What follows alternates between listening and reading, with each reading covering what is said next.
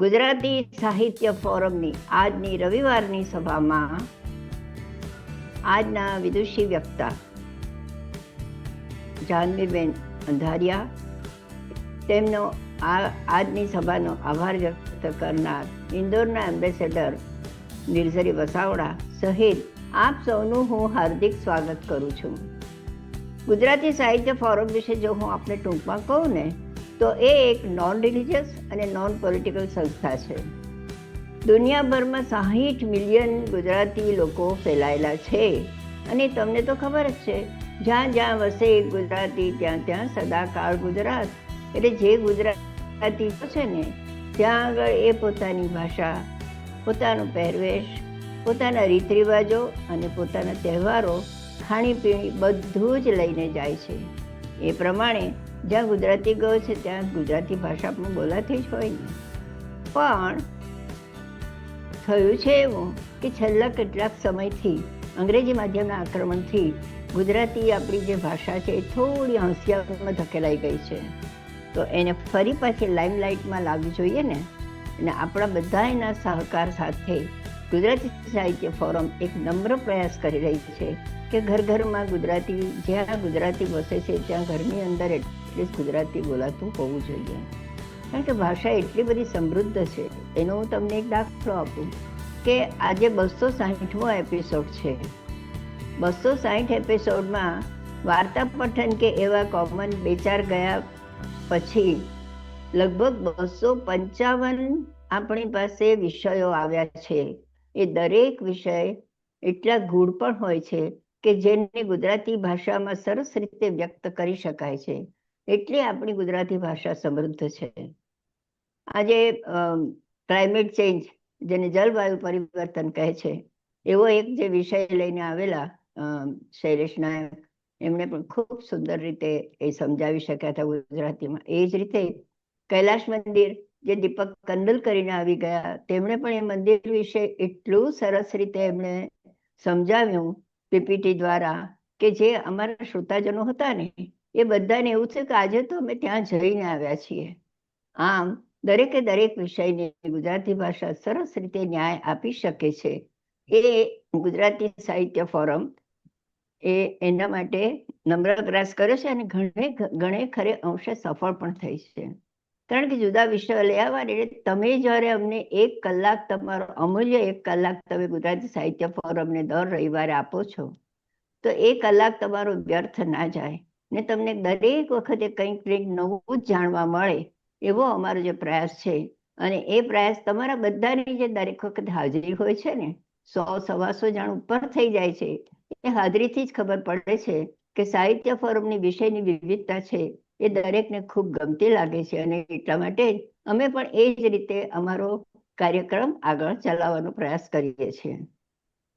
હવે આપણા આજના વક્તા છે જાહ્નવી અંધારિયા. એમનો પરિચય માટે એવું છે ને કે પરિચય આપવો છે ને ખરેખર તો અઘરો વિષય છે.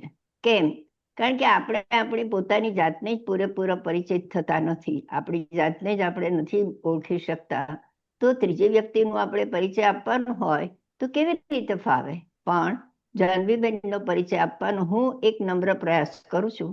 જાહ્નવીબેન, આપને હું પહેલેથી કહી દઉં છું કે મારાથી કંઈ પણ જો ભૂલ થાય તો દરગુજર કરશો, જેથી કરીને પરિચય આપવો ખરેખર અઘરો વિષય છે, એટલા માટે ખાસ કહું છું. તો આવો આપણે જાહ્નવીબેનને ઓળખીએ. ડૉક્ટર જાહ્નવી અંધારિયા એક પ્રતિષ્ઠિત સામાજિક કાર્યકર્તા અને સંશોધક છે, જેમણે છેલ્લા 3 દાયકાથી હાંસિયાના સમુદાયોની મહિલાઓ માટે ન્યાય અને સમાનતાની લડત લડી છે. તેમણે TISS એટલે કે Tata institute of social sciences માંથી MSW અને MS યુનિવર્સિટીમાંથી PhD કર્યું છે. 1995માં આનંદી સંસ્થાની સહસ્થાપના કરી, જે ગુજરાત અને મહારાષ્ટ્રના ગ્રામીણ વિસ્તારોમાં મહિલાઓના અધિકાર, આરોગ્ય, નેતૃત્વ અને જીવનશૈલી સુધારવા માટે કાર્ય કરે છે. હાલમાં તેઓ ઇન્સ્ટિટ્યૂટ ઓફ સોશિયલ સ્ટડીઝ હાલમાં તેઓ નીતિગત સ્તરે સ્ત્રી સશક્તિકરણ, સામાજિક ન્યાય અને સમુદાય આધારિત વિકાસને પ્રોત્સાહન આપી રહ્યા છે. ઉપરાંત તેમને એક 21 વર્ષની પુત્રી પણ છે કે જેઓ ટેક્સટાઇલ ફેશન અને ટેક્સટાઇલ ડિઝાઇનનો કોર્સ કમ્પ્લીટ કરવામાં આવી રહ્યા છે. આવા એમને પોતે તો વિદુષી છે જ, હોશિયાર છે જ, પણ એમની પુત્રીમાં પણ આપણે કહીએ છીએ ને મોરના ઈંડા ચિતરવા ના પડે, એવી જ રીતે એમની પુત્રી પણ એટલી જ કાબિલ છે, હોશિયાર છે અને તે પોતાના ક્ષેત્રની અંદર ખૂબ સરસ રીતે આગળ વધી રહ્યા છે. એમને આપણા બધાની સાથેથી એમને શુભેચ્છાઓ પણ પાઠવીએ છીએ. તો આવો આજે આટલું મેં છે, પણ એમનો વધારે પરિચય તો આપણને એના વક્તવ્યમાંથી જ મળશે. તો જાનીબેન, આવો આપના વિચારો રજૂ કરો. Thank you so much. ખૂબ ખૂબ આભાર કોકિલાબેન, આપને અને આપે જે આગ્રહપૂર્વક અને ઘણા વખતથી આપ મને ઇન્વાઇટ કરતા હતા કે આની સાથે જોડાવામાં, અને સો આપ સૌનો ખૂબ આભાર. I think it's a brilliant effort કે ગુજરાતીઓને કનેક્ટ કરવું અને ભાષા અને સંસ્કૃતિને કઈ રીતે આપણે કન્ટેમ્પરરી બનાવી શકીએ. અને I think Gujaratis, I think maybe every fourth or fifth Gujarati might be an NRI or, આખા દુનિયામાં ગયા છે. તો how do you keep the roots, મૂળ કેવી રીતે આપણે બાંધી શકીએ, એનો આપનો જે પ્રયાસ છે ખૂબ ખૂબ સરાહનીય છે અને થેન્ક યુ સો મચ. મારી પણ એક I just want to say કે ગુજરાતીમાં મેં I have not done my education in Gujarati. ભણી નથી હું, પણ મેં જે પહેલો જોબ કર્યો એ ગુજરાતમાં હતો અને ગુજરાતીમાં ત્યારથી વધારે બોલવાનું, લખવાનું ત્યારથી શરૂ થયું. અને I think I spent about 25 years in Gujarat. એટલે ઘણા વર્ષો લાગ્યા, પણ એવો એક તબક્કો આવ્યો હતો કે થિંકિંગ પણ ગુજરાતીમાં થવા લાગ્યું હતું. નહીં તો નોર્મલી શું થાય કે તમે ઇંગ્લિશ મીડિયમમાં ભણ્યા હો અને ઘણું બધું કોન્વર્સેશન તમે ગુજરાતી ઇંગ્લિશમાં કરતા હો, તો your mind also thinks in English, અને પછી one part of your brain એને ટ્રાન્સલેટ કરે. પણ અગેન છેલ્લા 6-7 વર્ષથી હું દિલ્હી આવી ગઈ છું, એટલે અગેન એ ટેવ થોડીક ઓછી થઈ ગઈ છે. So I might slip in two some English, but કોશિશ એ કરીશ કે હું પણ જેટલું બને એટલું ગુજરાતીમાં બોલવાની ટ્રાય કરીશ. So thank you so much once again. અને આજે જે હું let me just share my screen.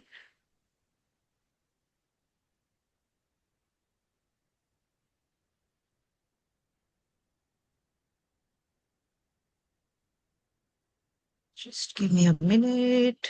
Slideshow. Yes. એટલે આજે જે વાત કરવાની છું હું એ શ્રમજીવી મહિલાઓની સંભાળની અર્થવ્યવસ્થા એના ઉપર વાત કરીશ. અને એ અર્થવ્યવસ્થા શા માટે છે, કઈ રીતે છે, એના વિશે આપણે જરાક શરૂ કરીએ એ પહેલા થોડાક સવાલો આઈ just want you two think through કે આજે આપણે જે કંઈ ખાધું હોય સવારથી ઉઠીને એ કોણે બનાવ્યું હતું. જો તમારા ઘરમાં કોઈ બાળકો હોય કાં તો કોઈ જો વડીલ હોય તો એમની સાર સંભાળ ગયા અઠવાડિયામાં કોણે લીધી હતી. બહારનું કંઈ લાવવાનું હોય, શાકભાજી કે કોઈ બી વસ્તુ ઘરમાં જે વાપરવાની હોય એ કોણ લાવ્યું હતું. તમારું ઘર કોણ સાફ રાખે છે. શું તમે કોઈ એવાને જાણો છો કે જેમને ઘરમાં કોઈ વડીલ છે કે કોઈ ડિસેબલ્ડ છે, એમની ધ્યાન રાખવા માટે કોઈકે એમનો નોકરી મૂકી દીધી હોય, એવા કોઈને તમે જાણો છો?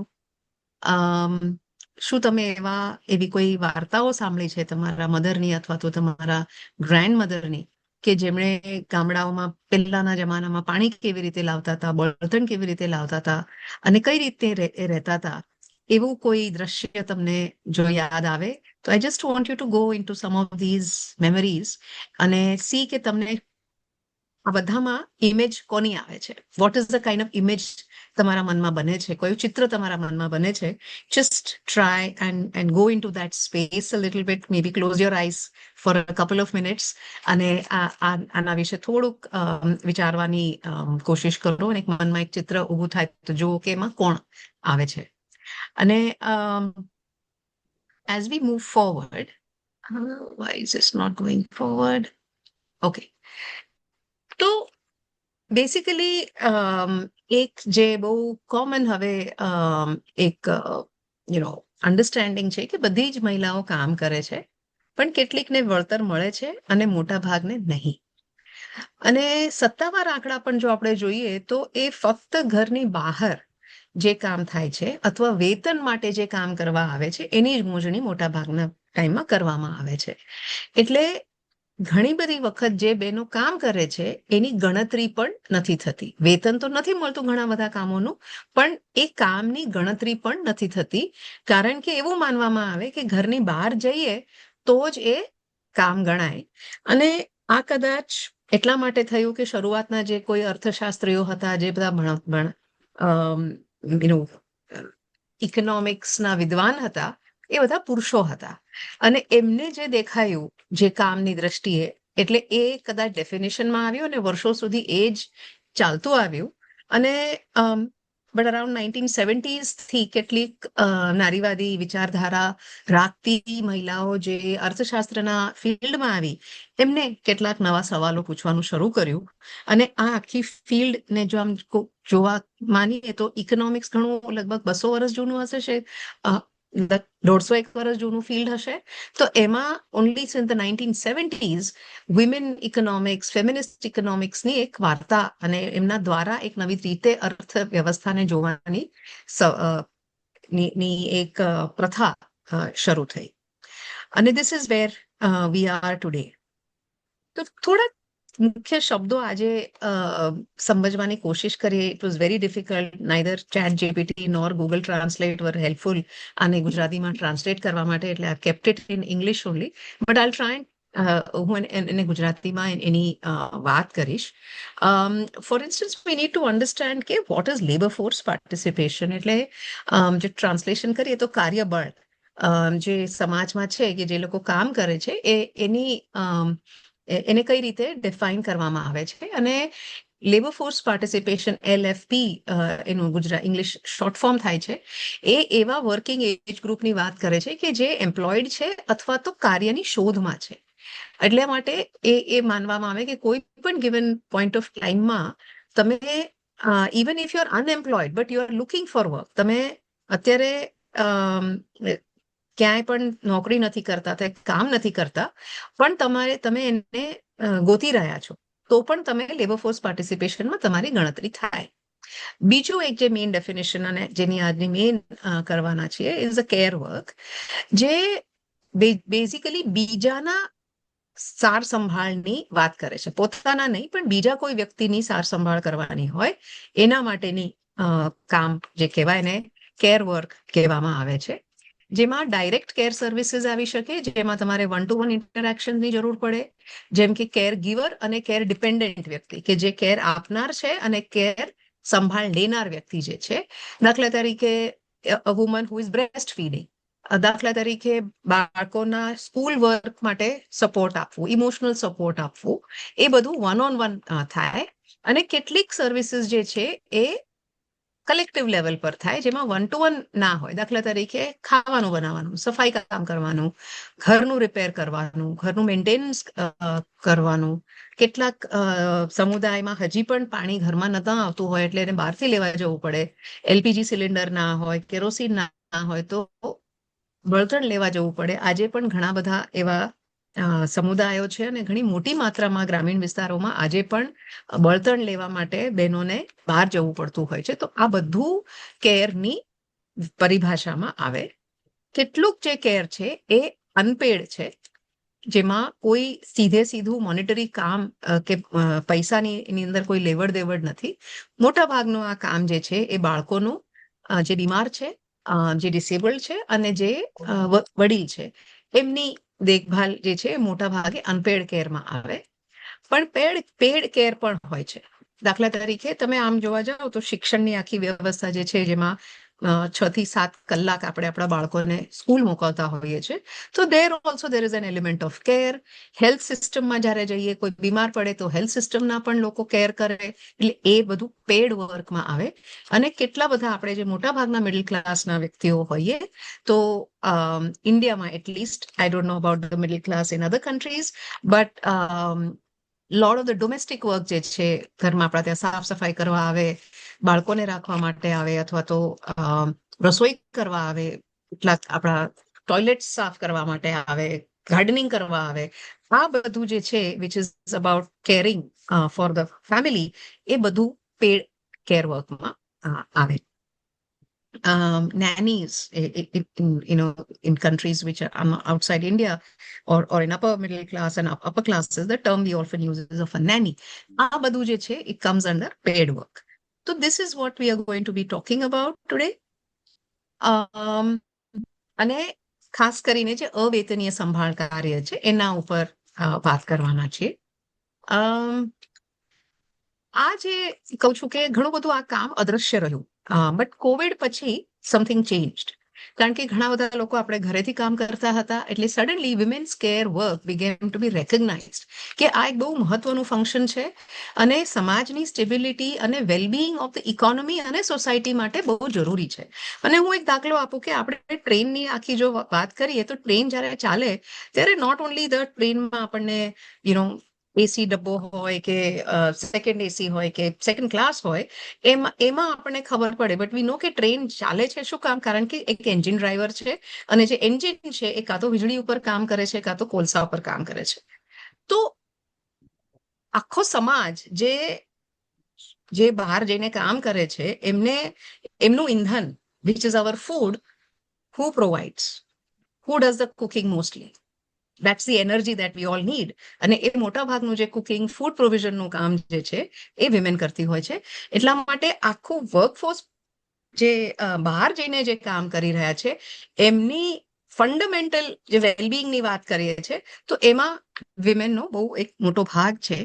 દેટ રેકગ્નિશન કોવિડ પછી થવા માંડ્યું. અને આ આખી જે 70s થી અથવા 90s અને 2000 થી જે આ વાત એ ફેમિનિસ્ટ ઇકોનોમિસ્ટ કરતા હતા, જે નારીવાદી અર્થશાસ્ત્રીઓ ઇન્ડિયામાં અને આખા વિશ્વમાં થઈ, એની વાત કોન્સ્ટન્ટલી કરતા હતા. પણ કોવિડ પછી એને એક વધારે માન્યતા મળવા માંડી, અને એની આપણે એક આગળ પણ વાત કરશું કે there is also a Nobel Prize which kind of brought this into more ફોકસમાં આવ્યું. તો ચાલો જોઈએ કે મહિલાઓ જે આ કાર્ય કરે છે અને કાર્ય બળ એટલે લેબર ફોર્સમાં તેમની ભાગીદારીનું પછી શું અર્થ થાય. આ કાર્યના કામ, સંભાળના કામ કરવાથી એમનો કાર્યબળમાં કઈ રીતે દેખાવા આવે છે. તો ડોમેસ્ટિક જે વર્ક છે, આ બધું અનપેડ કોણ કરે છે? મેં કીધું બહેનો કરે છે, પણ એકચ્યુઅલી ડેટા એવું કહે છે કે મેન જે છે એ દિવસમાં 88 મિનિટ, એટલે કે 1 કલાક અને 18 મિનિટ આ કામમાં આપે છે. ઘરની અંદર you can imagine, I think આપણા ઘરની અંદર જે ભાઈઓ હશે, જે પુરુષો છે, એને યુ કેન ઇમેજિન, મેં જે વાત કરી હતી કે મેન્ટેનન્સ માટે, રિપેર માટે કે કંઈક ખરીદી કરવા જવાનું હોય, તે બધામાં there is no wage for it, there is no income for it. અને men certainly are supporting. There are many men who may be cooking also. આજે ઘણું બધું ચેન્જ થાય છે, જેન્ડર નોર્મ્સ અને બદલતું ગયું છે. એમાં ઘણા બધા પુરુષો કદાચ રસોઈ પણ કરતા હશે, બટ બધાનું એવરેજ કરીએ તો this is the scenario. અને હવે આપણે જોઈએ કે બહેનોની જો સ્થિતિ જોઈએ, તો બહેનો જે છે એ 289, I always get confused, is it 89 or whatever, 289 minutes in 24 hour, which converts to 4 hours and 49 minutes. તો તમે જોઈ શકો છો હવે કે કેટલું કમ્પેરિઝનમાં કોણ કેટલું કામ કરે છે. અને આ this is not out of my head, this is the Time Use Survey 2024 જે ગવર્મેન્ટ ઓફ ઇન્ડિયા કે છે. જસ્ટ અ ફન ફેક્ટ કે જે ફર્સ્ટ ટાઈમ યુઝ સ્ટડી હતી એ ઇન્સ્ટિટ્યૂટ ઓફ સોશિયલ સ્ટડીઝ ટ્રસ્ટે કરી હતી ઇન ધ યર 1977. અને છેલ્લા કેટલાક 3 વર્ષથી વચ્ચે 2-3 વર્ષ કર્યું, અને પછી there was a drop. પણ હવે છેલ્લા 3 વર્ષથી, as I said, કોવિડ પછી આ ઇન્ટરેસ્ટ વધવા માંડ્યો છે, એટલે government is again investing in this, અને we have been having the time use survey લગભગ દર 2 વર્ષે, 1.5-2 વર્ષે the government has been doing, and this data is from the time use study of India. There are some messages showing up in chat. I cannot look at it. એટલે જો કઈ હશે તો I'm assuming કે રિંકીબેન કે કોઈ મને alert કરશે if I need to address, but I'm assuming કે બધા questions and I'll take them in the end. So આ જે આપણે જોઈએ છે કે સંભાળનું કામ બહેનોના માથે આવે છે, તો એના લીધે મેક્રો લેવલ પર શું થાય છે? તો યુ સી કે data, again this is global data, કે 65% વિમેન જે પ્રાઇમ વર્કિંગ એજમાં ગણાય એ લેબર ફોર્સમાં છે, જ્યારે એમને ઘરની કે કેરની રિસ્પોન્સિબિલિટીઝ, અને કયા કેરની?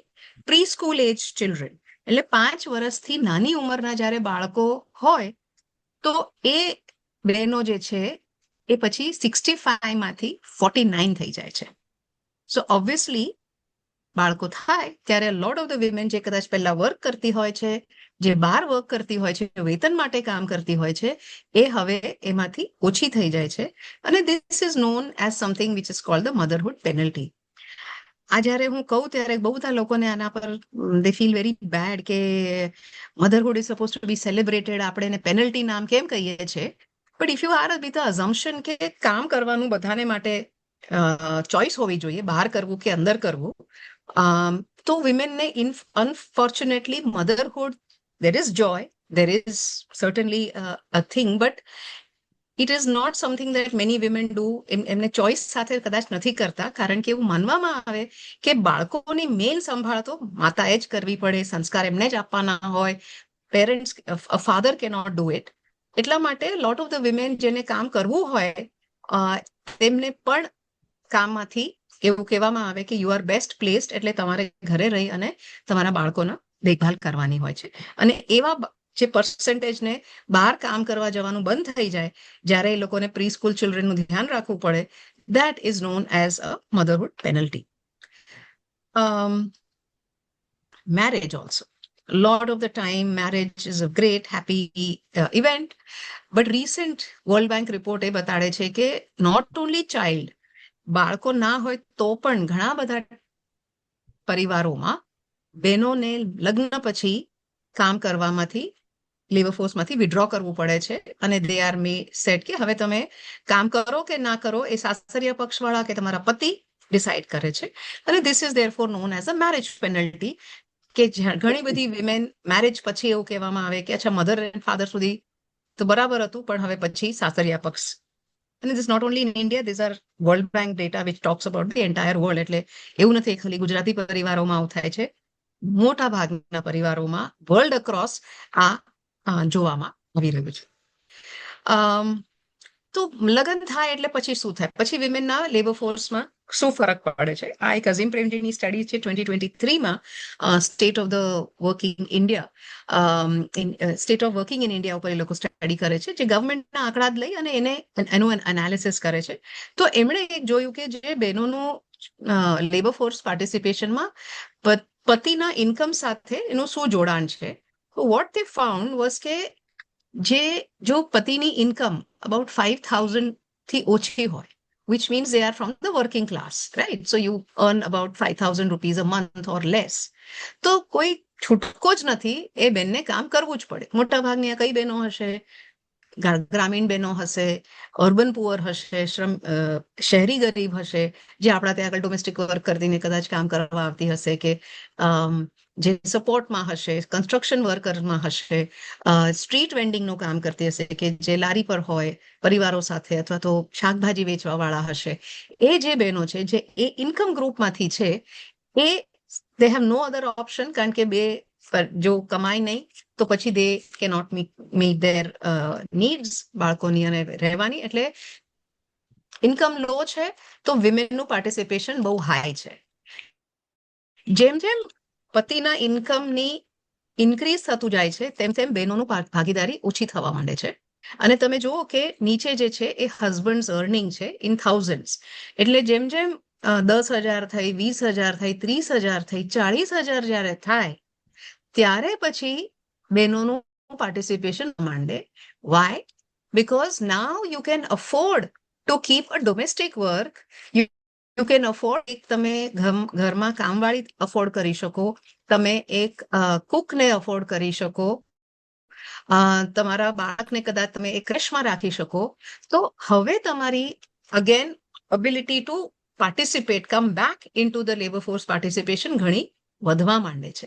સો ધીસ ઇઝ ધ રિયાલિટી કે બહેનોની પાર્ટિસિપેશન એમના ભણતર ઉપર ઓછું, પણ એમના પતિના ઇન્કમ સાથે કઈ રીતે આ યુ શેપ્ડ કર્વ કહેવાય છે આ રીતે જોડાયેલું હોય છે. અને this is again to do not with only the care but also the image કે અમારા ઘરની વહુ ઘરની બહાર કામ ના કરે.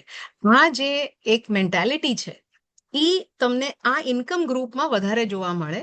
જેવું તમારું ઇન્કમ ગ્રુપ વધે, યસ તમે પ્રોગ્રેસિવ બનો, તમે વધારે તમારા પરિવાર, તમારા husbands, they become more and more progressive. તો અને તમે પણ તમારી ઈચ્છા બતાડી શકો because you are now an educated woman, you are able to exercise maybe more.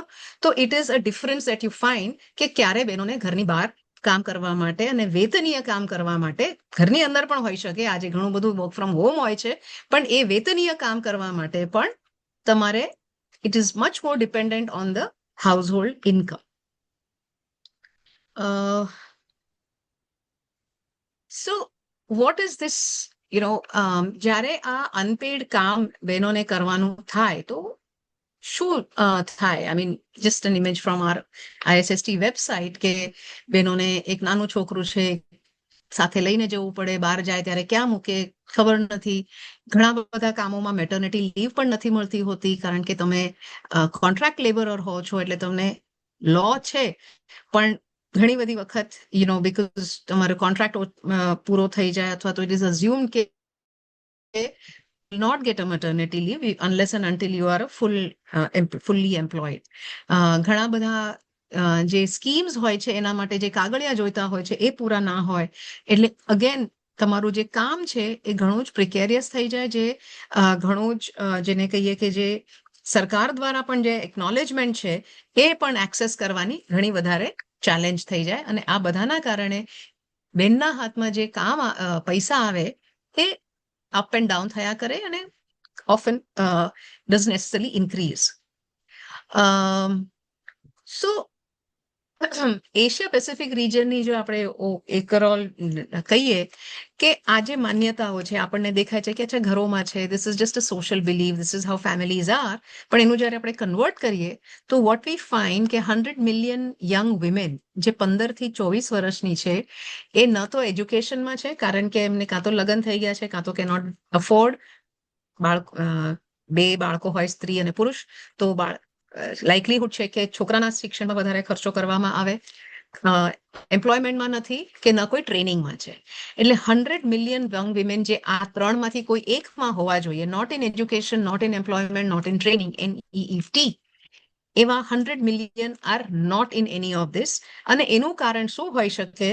May B a thing to talk about, gender norms, gender inequality, આપણા સમાજની માન્યતાઓ, પિતૃસત્તાક વ્યવસ્થા, આ બધું કદાચ એની પાછળનું એક કારણ હોઈ શકે.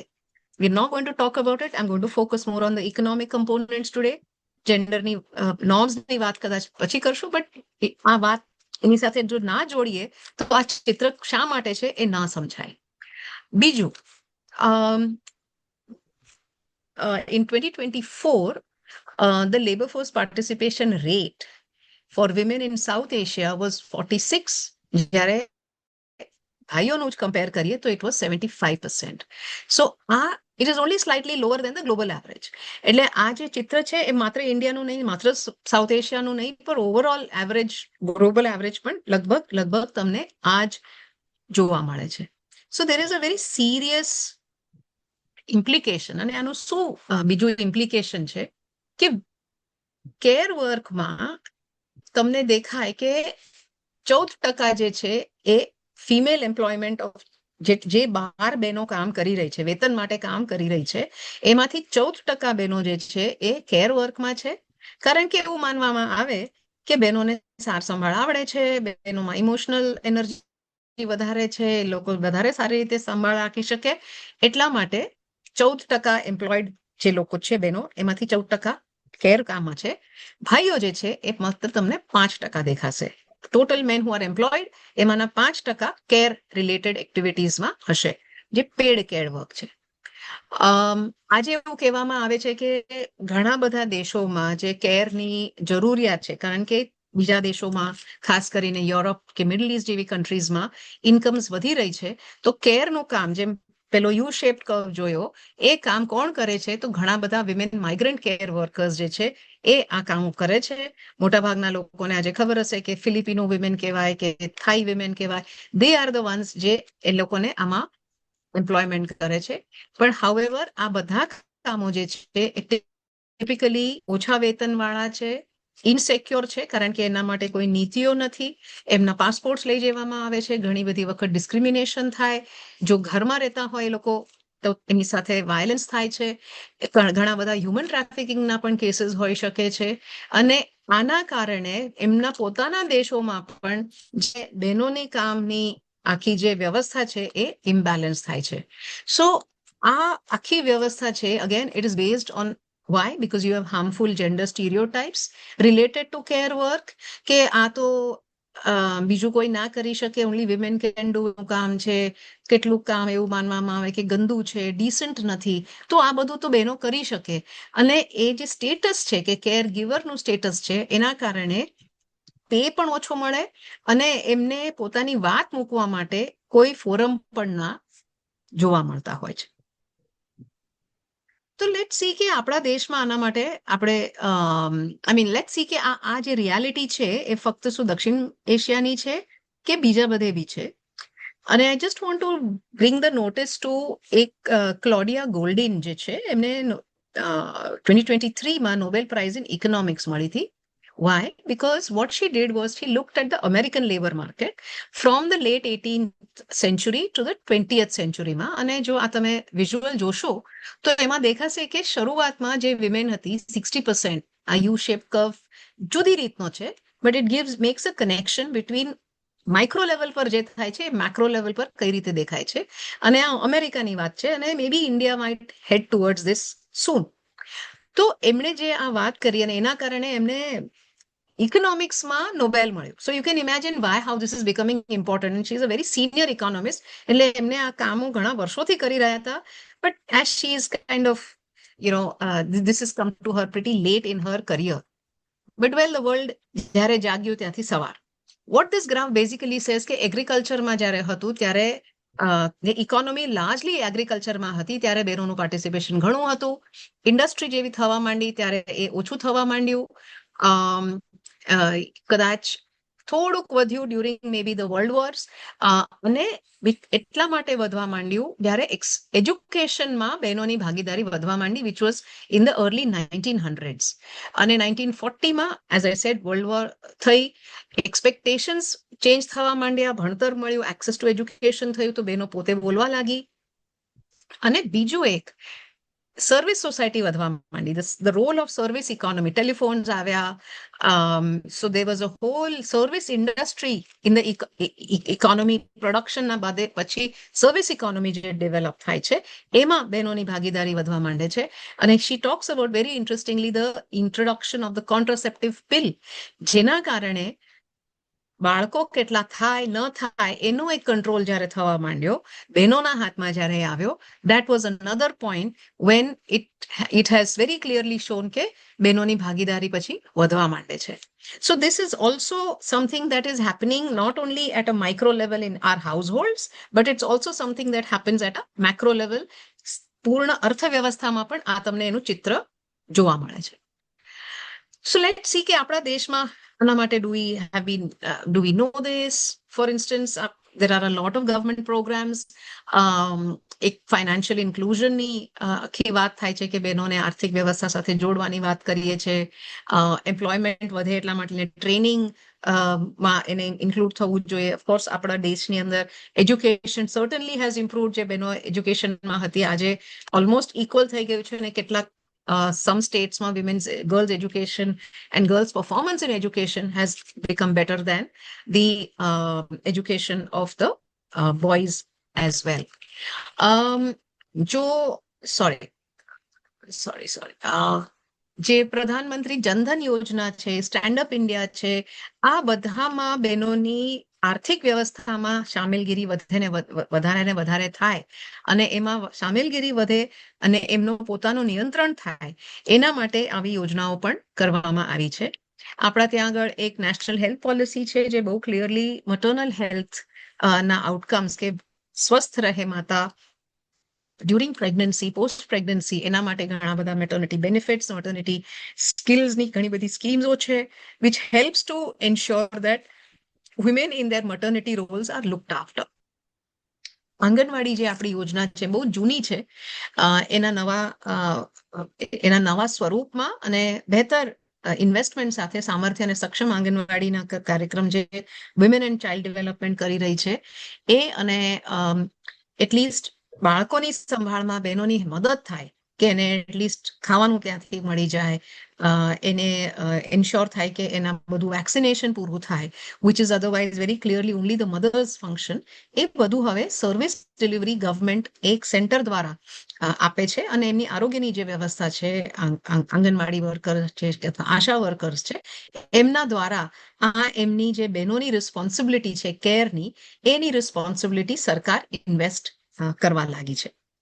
Of course we have education, health systems છે, બટ વી ઓલ્સો નો કે ઘણું બધું પ્રાઇવેટાઇઝેશન પણ થઈ રહ્યું છે, એટલે ઘણા બધા બહેનોને એની કદાચ મોંઘું પડે પ્રાઇવેટ સેક્ટરમાં જવાનું, અને ગવર્મેન્ટ હેલ્થ સિસ્ટમ ઘણું બધું, I think we all know કે લોટ હેઝ હેપન્ડ, બટ અ લોટ હજી ઘણું વધારે ઇમ્પ્રુવ થવાની જરૂર છે. સિવિલ સોસાયટીમાં શું થયું છે, તો જસ્ટ ટુ શેર કે આ જે આપને સ્ક્વેર્સ દેખાય છે એ લગભગ 30 સ્ક્વેર્સ છે, અને આ બધા એનજીઓઝના નામ છે જેમણે કેટલાય વર્ષોથી બાળકોની સંભાળ માટે કેન્દ્ર કોઈ શરૂ કર્યું છે, કારણ કે એમને દેખાયું કે જ્યારે એમને બહેનોના માટે એ લોકો કોઈ કાર્યક્રમ ચલાવે, કોઈ લાઇવલીહુડ પ્રોગ્રામ ચલાવે કે કોઈ હેલ્થ પ્રોગ્રામ ચલાવે, તો બહેનોની ભાગીદારી એ કાર્યક્રમોમાં વોઝ ડિપેન્ડન્ટ ઓન કે બાળકોની સંભાળ કરવા માટે એમને ઘરમાં રહેવું પડતું. એટલા માટે એ લોકો આ બધી સંસ્થાઓએ અલગ અલગ રીતે બાળકો માટે ક્રેશ ચાલુ કર્યા, અને આંગણવાડી 3 થી 6 વર્ષના બાળકો માટે છે, તો 3 થી ઓછા વર્ષના બાળકો માટે શું, એવા એરિયાઝમાં કે જ્યાં આગળ આંગણવાડી કદાચ નથી પહોંચી રહી, તો 5 થી 10 બાળકો માટે અલગ અલગ ટાઈપના કામોની સાથે જોડાયેલી મહિલાઓ માટે આ જાતના એનજીઓએ ઘણા બધા પ્રયાસો વર્ષોથી કરી રહી છે. એનો સ્ટડી જે છે એ ISST કર્યો છે. ધીસ ઇઝ અ રિપોર્ટ અમારા વેબસાઇટ પર અવેલેબલ છે, જેનો અમે કહીએ છીએ કે ઇટ્સ અ કમ્પેન્ડિયમ, અને જે માર્જિનલાઇઝ કમ્યુનિટીમાં બાળકો છે એમના માટે આ કામ કરે છે, અને these are all over the country, અને ધીસ ઇઝ ઓનલી 30, અમે બહુ બધા લોકો સુધી નહોતા પહોંચી શક્યા, but these are already been documented. એટલે ઘણા વર્ષોથી even NGOs have been working in this sector to look at this. There are care work also for communities like sex workers, કારણ કે સેક્સ વર્કર જે છે એમને એમના જે વર્ક અવર્સ હોય છે દે આર એટ નાઇટ, તો આંગણવાડી તો રાતે ના ચાલતી હોય, ક્રેશ તો રાતે ના ચાલતું હોય, તો એવા એનજીઓઝે એમના એરિયામાં બાળકોને સેફ જગ્યા પર રાખવા માટે during the work hours of sex work, because you're not able to ban, આપણા ત્યાં આગળ બેન્ડ નથી, અને બેન કરો તો એ અંડરગ્રાઉન્ડ જતું રહેશે, બટ એટલીસ્ટ જે બહેનો એમાં આઈધર ટ્રાફિક થઈને કે કોઈક રીતે જો ફસાઈ ગઈ છે અને they have no other option, તો એટલીસ્ટ એમના બાળકો જે છે એમની સંભાળ રાખવાની પણ જવાબદારી બને છે. એમના માટે પણ એવા બી મોડલ્સ અમે ડોક્યુમેન્ટ કર્યા છે. આદિવાસી વિસ્તારોમાં જ્યાં આગળ ડુંગરાળ વિસ્તાર છે, એટલે બાળકોને આંગણવાડી સુધી પહોંચતા મુશ્કેલી થાય, તો ત્યાં આગળ શું વ્યવસ્થા કરવામાં આવી છે. અર્બન એરિયાઝમાં ઘણા બધા સેન્ટર્સ છે. ક્વોલિટી કોઈક એવા છે કે જ્યાં આગળ કોસ્ટ વધારે છે, ત્યાં કોસ્ટ ઓછી છે, તો એવી જાતના અલગ અલગ ટાઈપના ચાઇલ્ડ કેર સિસ્ટમ્સ અને એના મોડલ્સ આપણા દેશમાં ઓલરેડી એક્ઝિસ્ટ થઈ રહ્યા છે. તો હવે વોટ અહેડ, એવું કહેવામાં આવે છે કે જો આ કેર ઇકોનોમીની અંદર આપણે જો ઇન્વેસ્ટ કરીએ, એટલે શું, what does this mean? It means કે we all know that the unemployment is rising in most countries, even in the South Asian countries. આપણા દેશમાંથી unemployment has always been an issue. તો is it possible કે સંભાળ એક આખી work stream તરીકે જો ઓપન અપ થાય, જેમ ડોક્ટર્સ, નર્સિસ છે, એવી જ રીતે કેર વર્કને એક પ્રોફેશનની તરીકે જોવામાં આવે, એના માટે રેગ્યુલર ટ્રેનિંગ થાય, સર્ટિફિકેશન થાય અને કેર એઝ અ પ્રોફેશન જો ડેવલપ થઈ શકે, તો by 2035 300 million jobs can be generated. અને એમાંના definitely 78% of these jobs can be for women. અને 84 can be then jobs in formal employment. જેથી કરીને તમે આ એમ્પ્લોયમેન્ટને જ વધારે ને વધારે અદ્રશ્ય ન કરી એને ફોર્મલ બનાવો, એનું એક સર્ટિફિકેશન થાય, as I was saying, any regular trainings થાય, એને રેકગ્નિશન મળે, તો આ can be a game changer for women. And this can be very, very powerful for women's employment and for overall, for the whole kind of society. So, for instance, as I was saying, કે આની અંદર જો આપણે જોવામાં આવે, અને this is not my slide, this is something that the UN women and the Asia Pacific, they have been working on this, અને એમનો એક recent document છે, એના આધારે what is it that they are saying, કે આ આખી જો વ્યવસ્થા આપણે કરીએ તો લોકો માટે શું એનું બેનિફિટ થશે. એક તો કે તમારા એજ્યુકેશનલ આઉટકમ્સ જે છે એ ઇમ્પ્રૂવ થશે. ચાઇલ્ડહુડમાં ઘણા બધા સેકાણે હજી પણ મોટી બહેન જો હોય તો એને મા બાપને બહાર કામ કરવા જવું જ પડવાનું છે, તો મોટી બહેનને કહેવા માંડે કે તું 10મું સુધી ભણી છે અથવા તો 7મા 8મા સુધી થઈ ગઈ છે, હવે તારે બાળકોની, નાના ભાઈ બહેનોની ધ્યાન રાખવું પડશે, એ સ્કૂલેથી આવે કે ત્યારે ને ત્યારે રાખવું પડશે, એટલે તારે સ્કૂલે નહીં જવાનું, તારે ભણવા નહીં જવાનું. એટલે જો એવી વ્યવસ્થા હોય કે બાળકોને સ્કૂલે આવ્યા પછી કાં તો નાના બાળકોને એક સુરક્ષિત, વેલ એસ્ટાબ્લિશ્ડ, વેલ રન, પ્રોફેશનલી રન એવી સિસ્ટમમાં રાખવાની જો જગ્યા હોય, તો છોકરીઓને પૂરું એનું શિક્ષણ થઈ શકે. એ જો પૂરું શિક્ષણ થશે તો એમને ક્યાં કામ કરવું છે, કેવા પ્રકારનું કામ કરવું છે, એ લોકો બેટર જોબ્સ લઈ શકે. કારણ કે ટિપિકલી એવું માનવામાં આવે કે ડોમેસ્ટિક વર્ક જે છે એમાં તો કોઈ જાતની સ્કિલની જરૂર જ નથી. શું કરવાનું? ઝાડુ કરવાનું, પોછા કરવાનું. પણ ઝાડુ કરવાની પણ એક ટેકનિક છે, પોતું કરવાની પણ એક ટેકનિક છે. કુકિંગમાં મિક્સર ચલાવવું, કુકિંગની અંદર એક સ્કિલ છે. કારણ કે બહેનો કરે છે, these have never been understood as skill, but we will be very happy to watch a Ranjit Brar show, we will be very happy to look at a Sanjeev Kapoor. એક chef બની જાય તો we start thinking that, oh, now that's a profession. But a woman who does it every day is never considered કે આ એક skill કામ છે. એને આપણે શેફ નામ નથી દેતા, પણ ઇટ ઇઝ સ્કિલ. એને એ સ્કિલને જો રેકગ્નાઇઝ થાય, ફોર્મલી રેકગ્નાઇઝ થાય, તો વિમેન કેન ઓલ્સો ચૂઝ કે એમને એમાં કહેવામાં જવું છે. Maybe boys can also choose કે નો અમને કેવું કામ કરવું છે. Maybe there are boys who are emotional and they want to do this kind of work. So you start professionalizing and give it as equal opportunity. તમે દીકરાઓને અને દીકરીઓને આપવા માંડો તો તમારી આખી અર્થવ્યવસ્થાની અંદર ઇકોનોમિક એમ્પાવરમેન્ટ જે છે, ઇમ્પ્રુવડ લાઇવલીહુડ્સ છે અને બેટર સોશિયલ પ્રોટેક્શન પણ થઈ શકે. જેવું તમે એને ફોર્મલાઇઝ કરો તો તમારે એને કેટલીક સુવિધાઓ આપવી પડે, રજા આપવી પડે, મેટર્નિટી બેનિફિટ્સ આપવા પડે, ગ્રેચ્યુટી આપવી પડે, પીએફ આપવું પડે. તો આખું તમે આપવાથી એક અર્થવ્યવસ્થાને લિફ્ટ અપ કરી રહ્યા છો. અને કેર જો સારી રીતે આપવામાં આવે તો તમે આખી સમાજની એક વેલબિંગ ઇમ્પ્રુવ કરી રહ્યા છો. ખાસ કરીને એલ્ડરલી, ડિસેબલ્ડ લોકો માટે, જે ફેમિલીઝ માઇગ્રેટ થાય છે એમની સાર સંભાળ, એમને બેટર હાઉસિંગ મળે, એમને બેટર વ્યવસ્થાઓ મળે, ટ્રાન્સપોર્ટેશન, મોબિલિટી માટે વ્યવસ્થા મળે.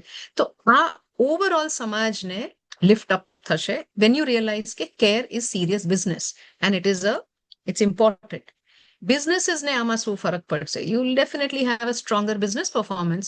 ફેમિલી ફ્રેન્ડલી વર્ક પ્લેસીસ હોય તો એ તમને ઓબ્વિયસલી ટેલેન્ટ રિટેન કરવામાં હેલ્પ કરશે. તમને એમ્પ્લોયી વધારે ને વધારે, એવું નહીં કે આના લગ્ન થઈ ગયા એટલે જતી રહી, તો એ એમ્પ્લોયી લોયલ્ટી વધશે. Especially અમંગ women will increase when you see કે એમ્પ્લોયર્સ આર મોર સેન્સિટિવ અને એમની જે લાઈફ નીડ્સ છે એના માટે થોડુંક એમને લીવે આપે. જ્યાં સુધી સમાજ પરિવર્તન ના થાય ત્યાં સુધી જો એમ્પ્લોયર્સ એમને સપોર્ટ કરે તો it helps to retain talent.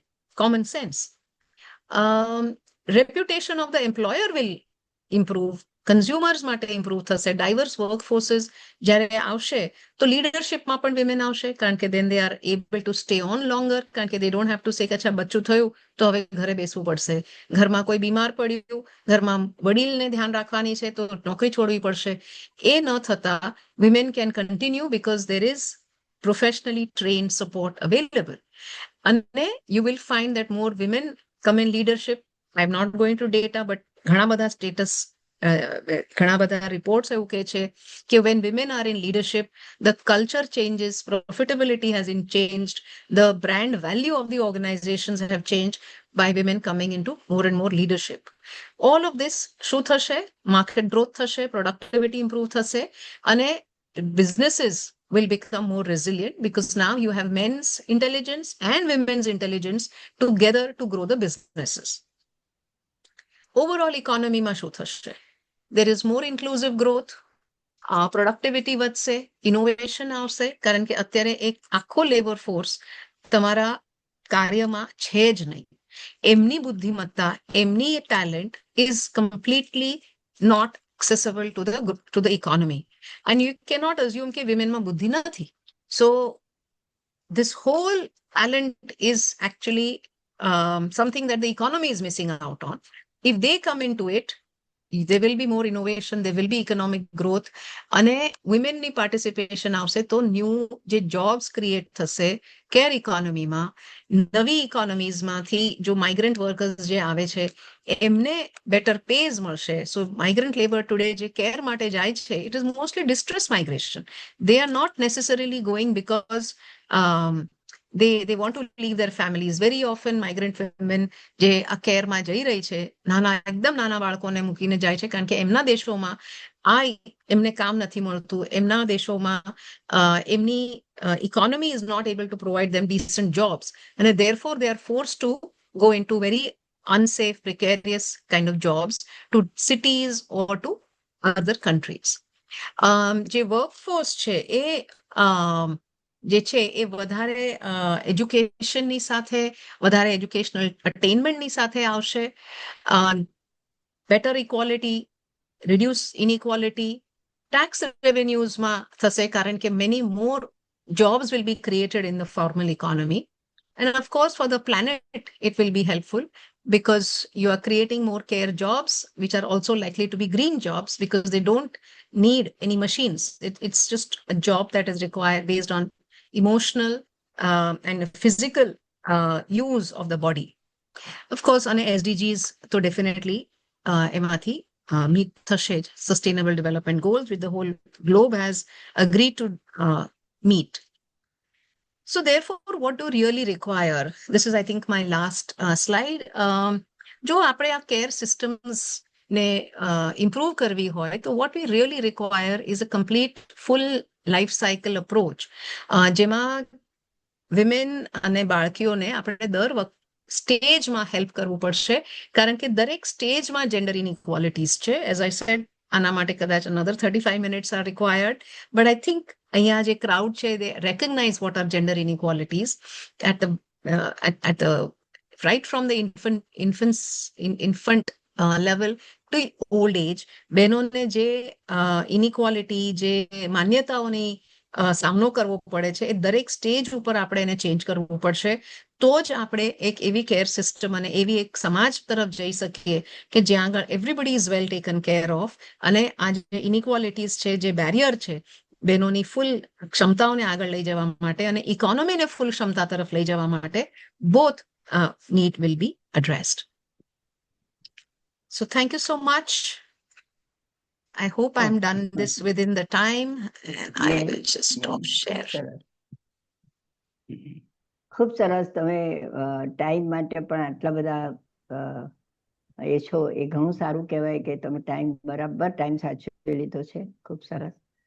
હવે ઘણા બધા ક્વેશ્ચન મનની અંદર આવે છે, પણ સૌ પ્રથમ કૌશલ ચોકસીને જે પ્રશ્ન છે એ રજૂ કરશે. નમસ્તે. નમસ્તે.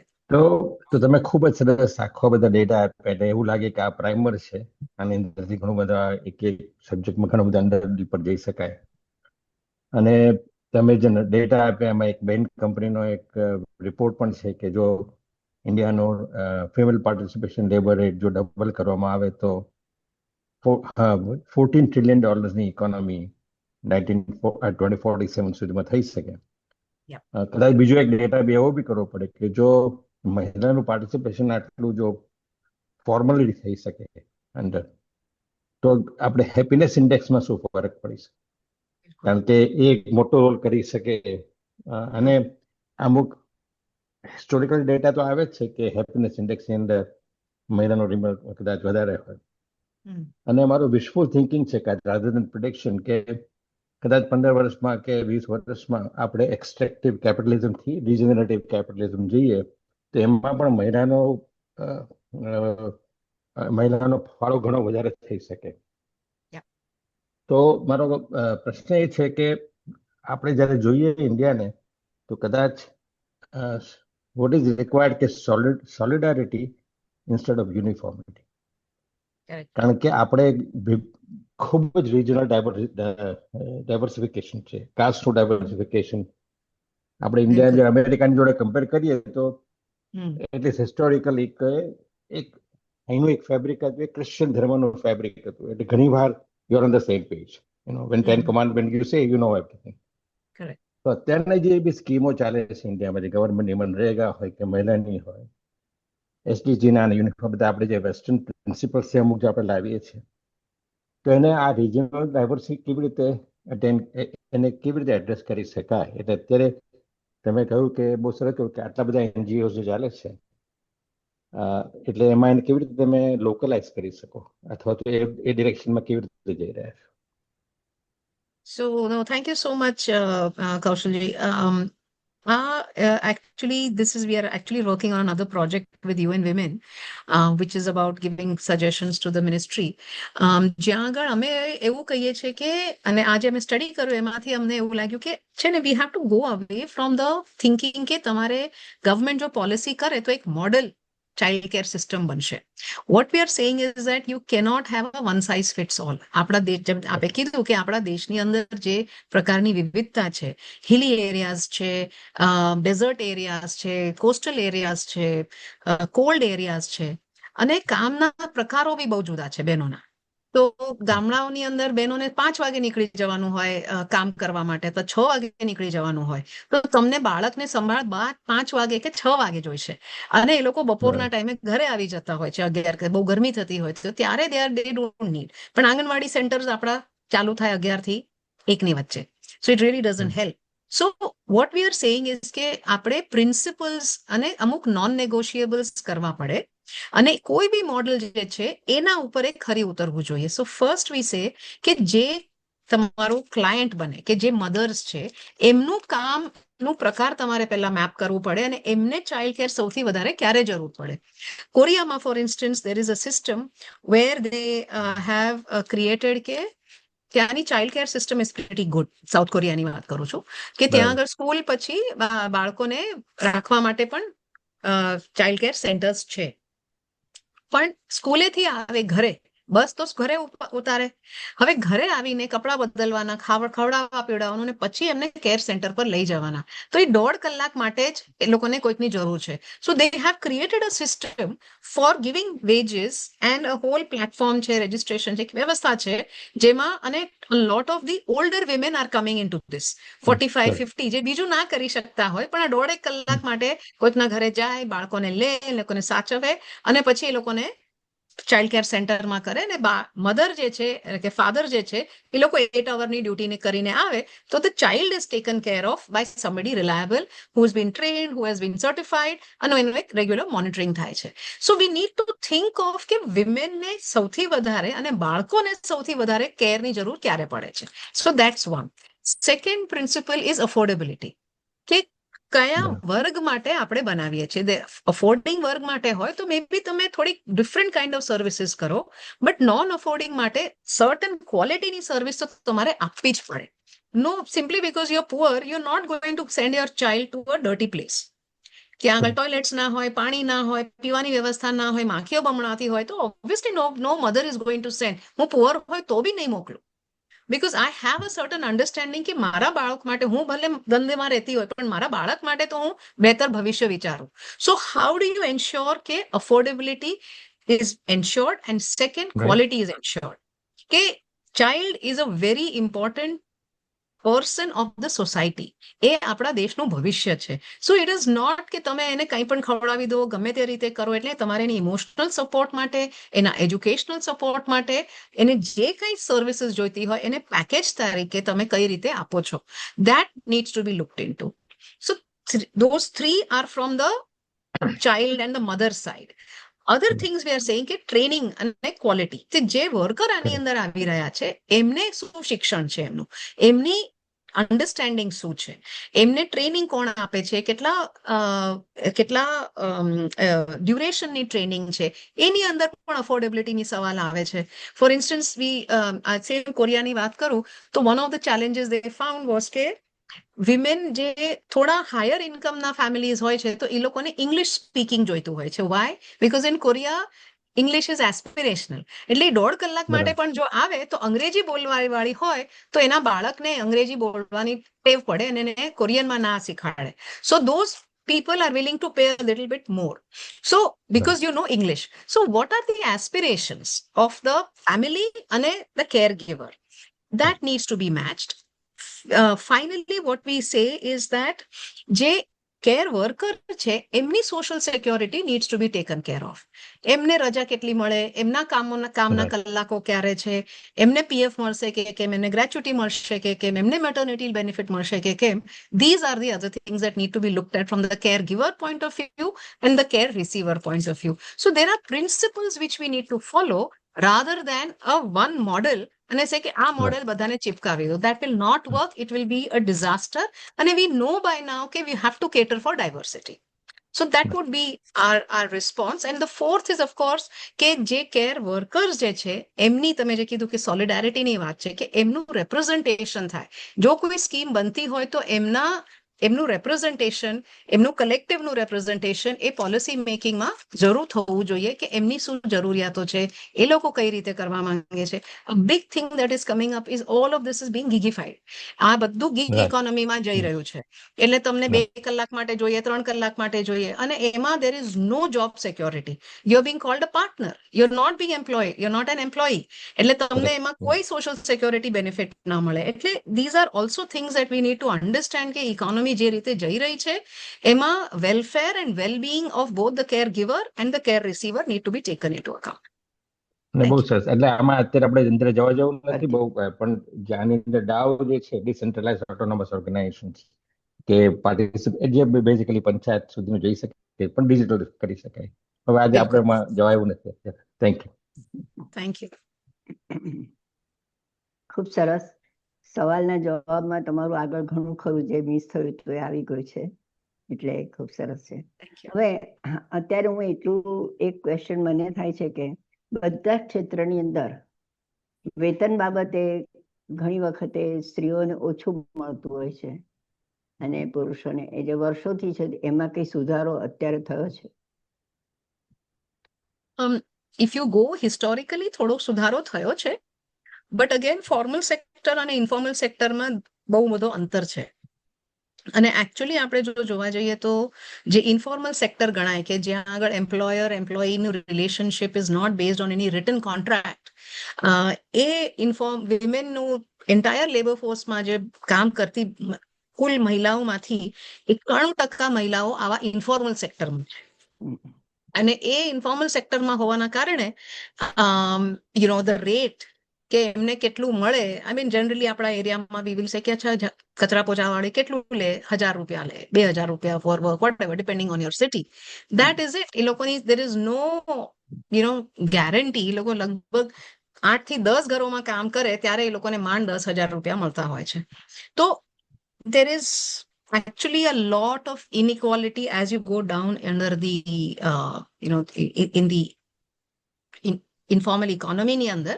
ફોર્મલ ઇકોનોમીમાં પણ હજી ગેપ રહે છે. there is up to I think 20 to 30% gap between in the formal economy also બહેનોના અને પુરુષોના વેજમાં સેમ વર્ક માટે જસ્ટ અઝ્યુમ કે બહેનો મટર્નિટી લીવ લેશે, બહેનો બાળક બીમાર હશે તો એને રજા લેવી પડશે. ઇટ ઇઝ નેવર શ્યોર કંઈક થઈ જશે તો એ નોકરી છોડીને જતી રહેશે. એટલે women are never considered reliable employees and therefore there is still these stereotypes with the employers, અને even in the formal sector it has improved but still the gap is there. અને બીજું પહેલા કેવું હતું કે અત્યારે એટલીસ્ટ ભારતમાં અમુક કામને માટે છે ને માન નથી હોતું. જવા દો ને, આ તો કોઈના ઘરે રસોઈ કરે છે. હવે એ માન એ સ્ત્રી એના ઘરે જઈને સરસ રીતે રસોઈ કરીને બધાને સરસ ખવડાવી શકતી છે. આમ એકચ્યુઅલી જોવા જઈએ તેને માન મળવું જોઈએ, પણ હજુ ભારતની અંદર અમુક કામ માટે છે ને તે એને માન નથી મળતું અમુક કામ. અને બીજા પરદેશની અંદર તો કોઈ કામ માટે શરમ નથી હોતી. જ્યાં તમે પ્રમાણિકતાથી કામ કરો છો એ બધું જ કામને માન મળતું હોય છે. એટલે થોડુંક હજુ પણ આપણે ત્યાં આ જાતનું વિચારસરણી થોડીક સુધરે તો આ જે તમે કહો છો ને કે જે લોકો જે શ્રમજીવી જે છે, અને આપણે સાથે કેવું થાય બેરોજગારમાં આ લોકો બેરોજગારમાં જ આવે છે, રોજગાર કરે છે તો પણ એટલે આપણે રોજગારીનો જે ઇન્ડેક્સ છે એ પણ હાઈ જાય, કારણ કે આમને રોજગારી ગણાતી નથી. એટલે એવું કંઈક એનજીઓ દ્વારા થવું જોઈએ કે આ લોકોની રોજગારીને પણ માન અને એની ગણતરી પણ થાય તો સારું લાગે. હવે તમે આવી સરસ તમે એનજીઓ ચલાવો છો એટલે જરાક તમને કહેવાનું મન થયું. બાકી આવી વાતો તો આપણે એમ થાય કોને કહેવા જઈએ એવી વાત છે. બિલકુલ. ઇનફેક્ટ ILO આને એક ટર્મ આપે છે which is called decent work. So if we all start claiming કે what is known as decent work, તો there is a challenge there, કારણ કે in a way it is aspirational કે બધું કામ decent કરવું જોઈએ, પણ જો decent ના હોય તો એને વર્ક જ ના માને, that is also a challenge. હા, એવી છે. એટલે એની એફિશિયન્સી ઉપર પણ ઘણો બધો આધાર રાખે છે. સાચી વાત. ઓકે. પણ I also want to point out કે વિદેશોમાં પણ જે નેનીઝનું કામ કરવાનું હોય છે, કેરનું કામ, એ ફિલિપિનો વિમેન કરે છે, બ્લેક વિમેન કરે છે. So there is a lot of racial discrimination there as well. અને so let us recognize કે care work everywhere. Yes, I think કે મિડલ ક્લાસ ગુજરાતી વિમેન જે કદાચ માઇગ્રેટ થાય છે એને ઘરનું ઘણું બધું કામ કરવું પડતું હોય છે when they go abroad, કારણ કે you cannot afford it. એટલે અહીંયા આગળ જો તમને 1000 રૂપિયામાં કામવાળી બાઈ મળી જાય, પણ ત્યાં આગળ તમને $1000 પણ નહીં મળે. So there is a challenge for middle class, but જે કામ કરે છે આ કેરનું કામ એ દેશોમાં પણ it will be migrant workers who are from other races, who are considered inferior, who are yellow, who are black, who are brown. એ લોકોની સાથે બી ઇશ્યુઝ તો છે જ. એટલે દેશ પ્રમાણે ઇશ્યુઝ પણ અલગ અલગ હોઈ શકે છે. હવે નિમિષા પરમારને આપણે કંઈક પૂછવું છે. Nimisha, please from UK.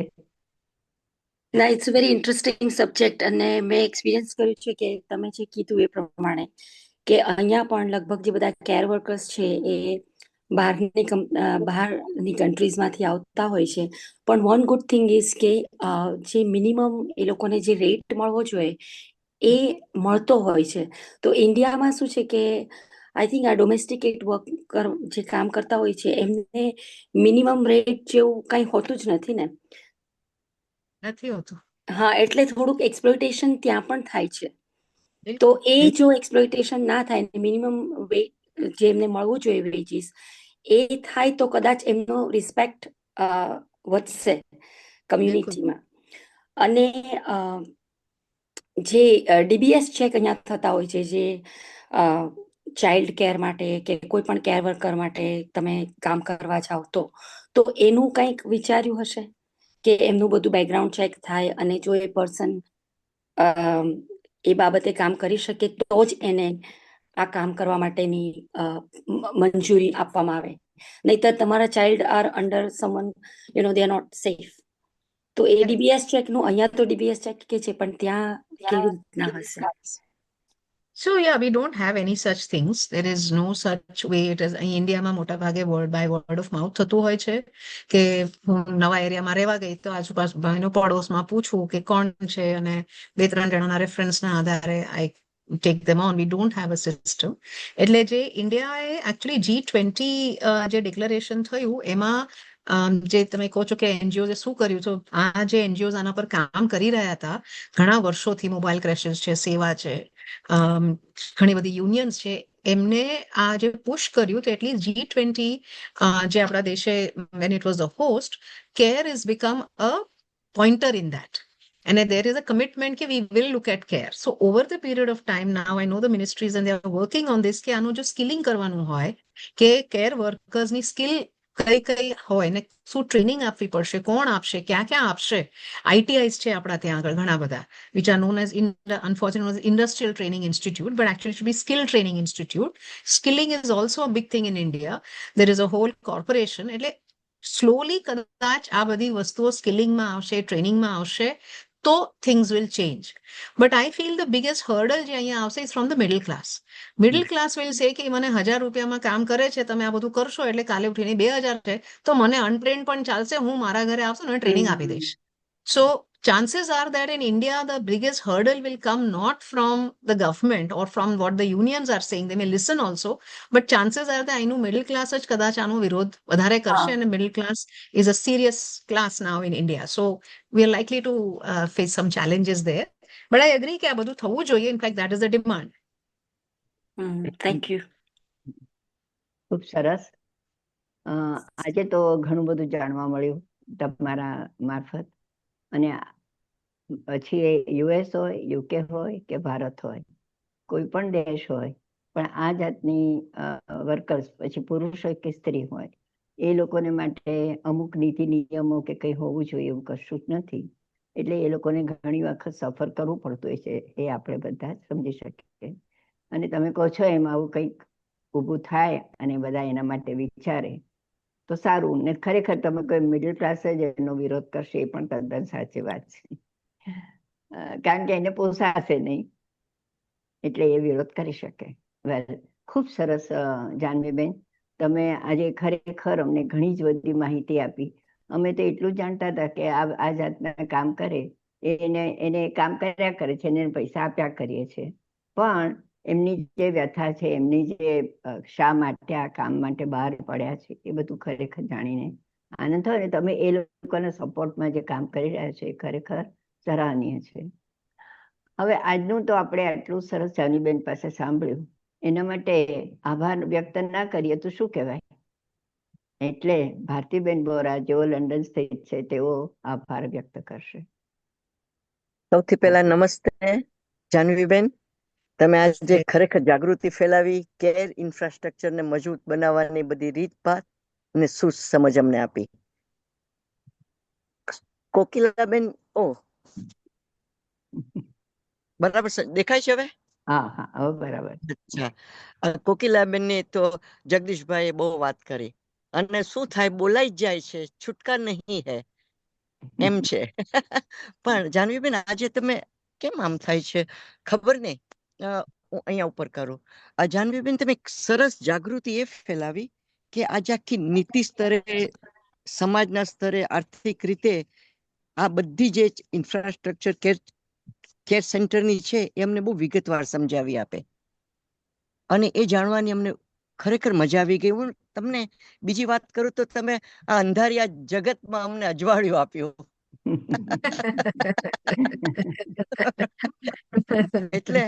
એટલે આજે એનાથી સ્વાસ્થ્ય, શિક્ષણ ક્ષેત્રમાં કેટલા બધા લાખો જોબ્સ પણ ક્રિએટ થઈ શકે, અને ધીરે ધીરે GDPમાં પણ એનો વિકાસ થાય. જો તમે જે રીતે કીધું છે એ રીતે એની સરસ રીતે ગોઠવણ થાય, નિયંત્રણમાં આવે, તો બધી જ રીતે બહુ જ ચારે કોર ચોગડદમ એની સરસ અસર થશે. અને બાળકોને તો ખૂબ ધ્યાન રાખવું જોઈએ કે આપણું ભવિષ્ય છે.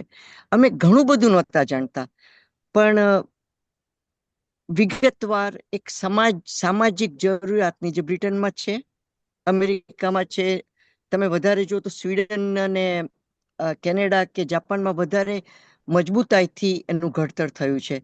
અને તમે છો તો મને ખાતરી છે કે સૂન એ ઘડતર વધારે મજબૂતાઈથી આપણા ભારત દેશમાં પણ આવશે. અને અમે બધા, અને પછી આપણા માર્ગીબેન એની સરસ વાર્તાઓ લખશે. Thank you Jahnviben. Thank you Thank you. Kokilaben. અને જગદીશભાઈ, તમે કોકિલાબેનના બહુ વખાણ કરે એટલે હવે હું નહીં બોલવા આજે વધારે. પણ જાનવીબેન, હું વધારે નથી સરસ રીતે બોલી શકતી, પણ એટલું કહું છું કે you did A good job. અમને Thank you. જાગૃત કર્યા અને અમને હવે આ વિષય ઉપર વાંચવાનું મન થશે, Thank ચિંતન you. કરશું. અને that's vote Kokilaben wants for us, from us. Yes, thank you. અને Thank આવજો you. બધા. ભારતીબેન પોતે છે ને તે કવિયત્રી છે Okay. અને એમની કવિતાઓનું અંગ્રેજીમાં ટ્રાન્સલેશન પણ કરાવ્યું છે એમને. આજનો કાર્યક્રમ આપણે અહીંયા આગળ સમાપ્ત કરીએ છીએ. જે હું દર વખતે વાત કરું છું કે આપની સફર છે એને જે અલ્પવિરામ આપવાનું છે ને આ સફરનો આવતા સ્ટેશને આપણે મળવાના જ છીએ. ત્યાં સુધી સૌને શુભેચ્છા. ખૂબ સરસ રીતે તમારું આખું અઠવાડિયું સરસ પસાર થાય